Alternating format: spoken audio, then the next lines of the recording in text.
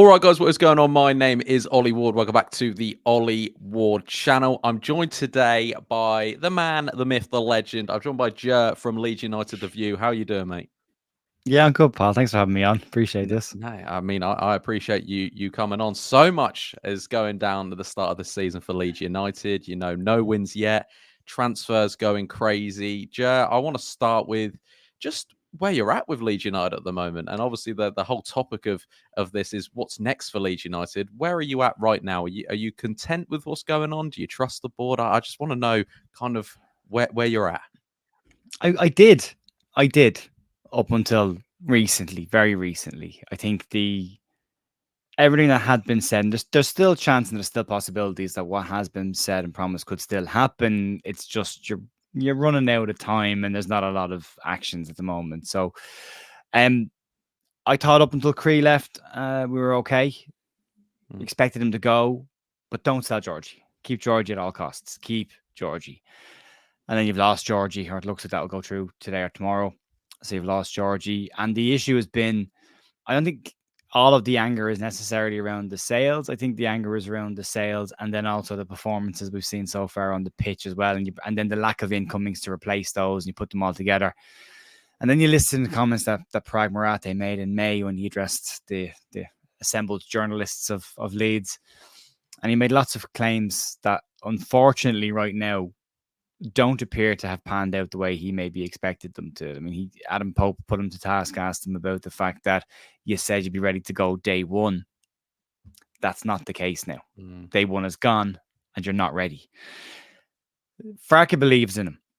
Farke has backed him. And Farke has said that he believes it's 100% true and he believes he'll get the backing that he looks for. And he's looking for 4 or 5 players in 2 weeks from today, which is a lot of work to do, especially if the caliber Farke is looking for. But Farke believes in him. So you have to take that and say, well, if the manager believes in him, then there should be some resemblance of some sort of a belief from us as well in what they're going to do, because ultimately it's his neck on the line. But I think Farke has been clever as well. I think by putting all the information out in the public sphere the way he's done it, this goes one of 2 ways. First way is he's backed, and then the pressure's on Farke to deliver on the pitch, or he's not backed, and we all know because Farke said it publicly that he hasn't been backed and he's missing pieces of the puzzle, and that will create friction and that will create problems because they've seen, he said it publicly, I want a left back, a centre mid, a Cree replacement, a Georgie replacement, and possibly cover in the back line. It's 5 players. If he doesn't get those, you're going to go, well, he wanted these and he didn't get them, so they haven't backed him, and it's all out there. So sometimes career limiting decision to put what you want out publicly, because if it doesn't go your way, you're putting pressure on the board. But if it comes true, hell of a window. If it doesn't come true, a lot of questions will need to be answered after the fact, when the 49ers have said they will address the fans once the window closes. So then we'll have to wait and see. I mean, you've hit the nail on the head there. You spoke about how, Farke has Farke believes in the board. How long do you think the board are going to believe in Farke after looking at the first few results? It's a great question, because we all said before the start of the season there's a different pressure on Farke this year. There's no excuses. They said they had a 5-week head start on last year, and yet they've waited till the exact same time this year to do the bulk of their business. Especially the key signings. They've padded it out with what they brought in at this point. But the key ones are coming in pretty much around the exact same time as Kamara, Piru all came in last year. So there's a bit there. But he's a whole new set of pressures because of, again, the comments that he made that we've got a head start. We know what we're doing this year. We're ready to go. He knows the squad better than anybody now. There's no case of finding his feet with this team. He's had a full preseason. The expectation is automatic promotion, and the expectation is Leeds will be in and amongst the challengers for the title from day one, which we're not as of right now. It's only 1 league game. You've got to say that. That's important. But we've conceded 6 goals in Ellen Road in 2 matches. That ain't good. And even with 8 changes for the cup match, Middlesbrough made 7. They didn't struggle. So I think you probably look till the end of the window, and then you probably look till the international break and you see how it's going at that point. But as far as I'm concerned, we lost them promotion last year because of a bad August. And I have a funny feeling we're sacrificing August again to get our house in order. That might not go our way again this year. So it's a tricky one. I think if Leeds are not in amongst it come September, I think there's pressure on Farke. I think there's serious pressure because they have to get out of the league this year. I mean, everyone talks about asset stripping and 49ers taking money out of the club, which when you do the maths just doesn't add up. And anybody who's looked at the finances has all said the same thing of it doesn't make sense. Even the Square Ball said it yesterday. It doesn't make sense. The numbers don't add up. But they have to deliver something then. Like there has to be something. I don't believe the club has been asset stripped, but there's question marks around what's been said versus what they're actually going to do. And if he doesn't deliver on the pitch, if they don't deliver it off the pitch, there's going to be questions, there's going to be issues. The fans are going to turn. It's already started the other night. It was booing after the cup game the other night, so it's starting already because of that expectation. So if it's not delivered on the pitch by September, there's going to be some serious calls from fans to change things. And again, if he's publicly put all the information out there that he wants and they don't go and do it, well, then there's kind of tension there as well. So maybe they cut ties down at that point. But I'm not minded to rush a manager out the door. I think Farke is a good manager. I think he's the right manager we have right now. But there's question marks to be answered around his style of play. There's drop off in every half. And again, I keep going back to the Ethan Ampadu positioning, which is concerning me. He's so deep and is leaving the midfield so wide open. That has to be addressed. And if we continue to see the same things happening after every single game, we saw a lot of this last year, dropping tempo last year, then it comes back to being about the manager. It's like, well, you're the manager. You've had a year with this team, and we're seeing this happen on a repetitive basis. Therefore, it's a tactic then, or it's on you.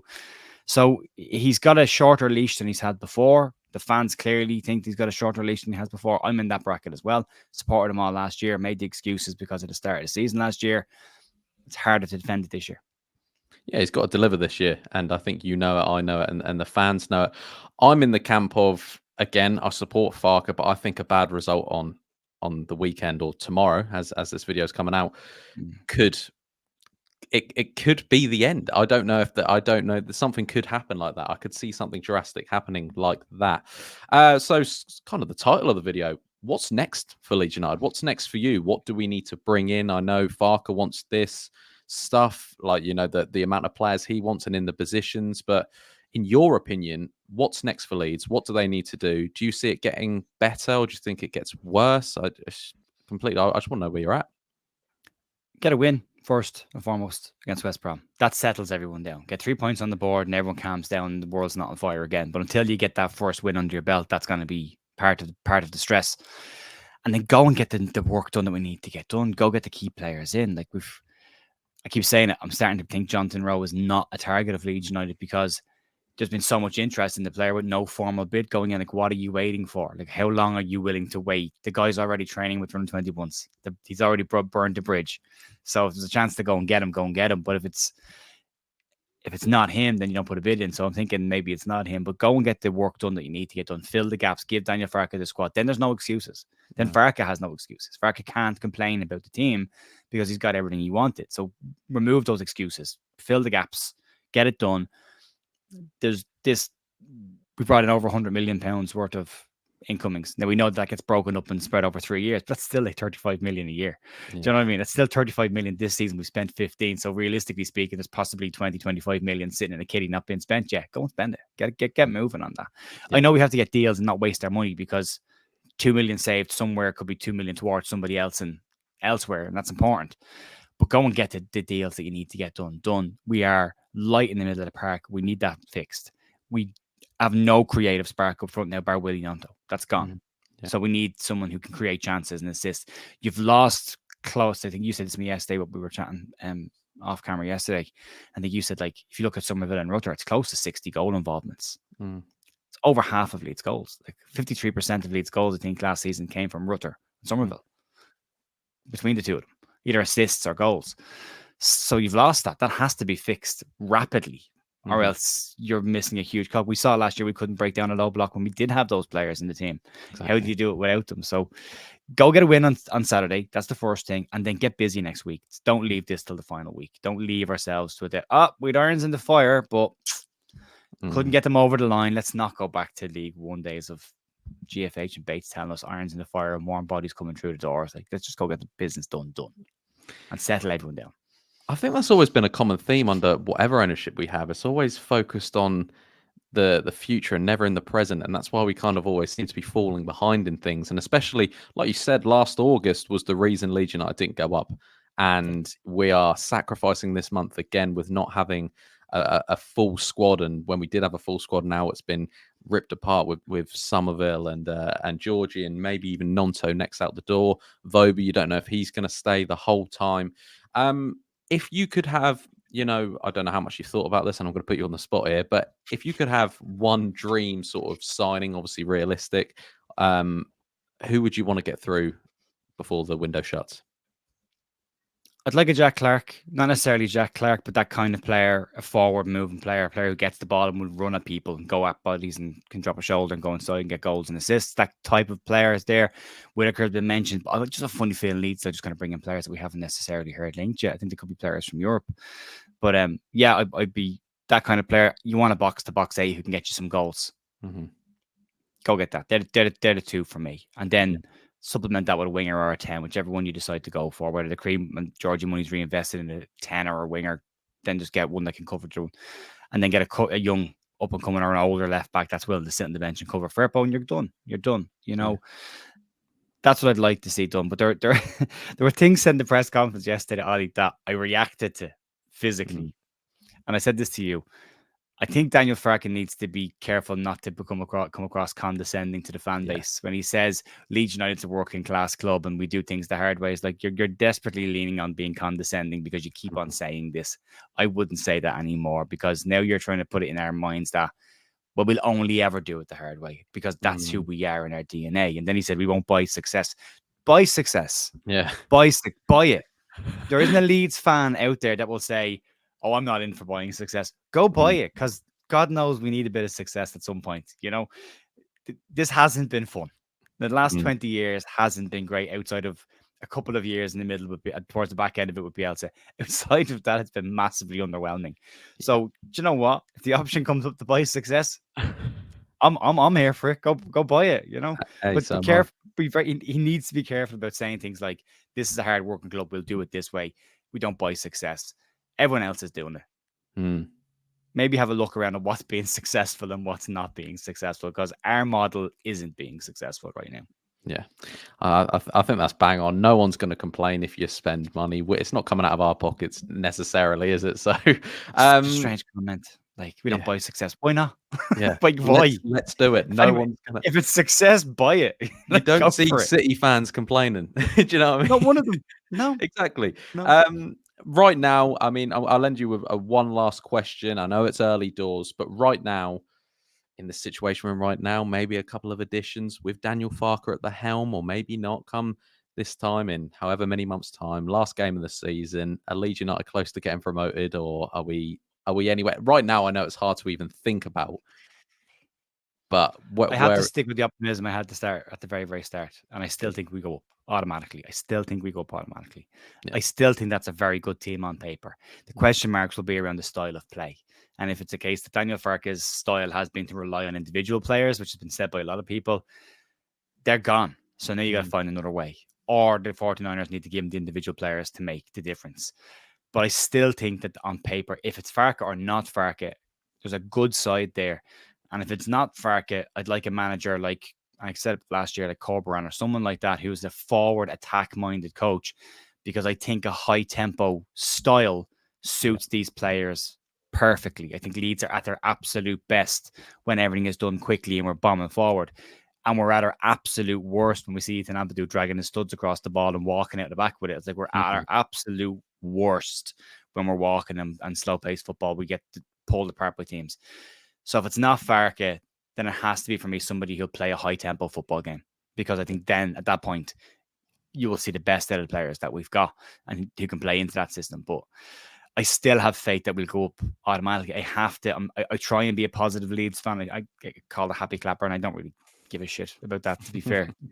I'm happily wear a t-shirt with happy clapper written on the front of it just to annoy people. So I have no issue with it. But I want to be positive about my club, and I want to be positive about Leeds, and I want to think that we'll get promoted automatically. And I think we've got enough on paper. And until the window's closed, there is still an opportunity for the 49ers to do the right thing and give Farke what he needs. And until that's gone, I don't know we can judge it just yet. But if we get to the end of the season, we miss out on promotion by 3 points, and it's because of a bad August, that's 2 years in a row. Yeah. No, That's unforgivable at that stage.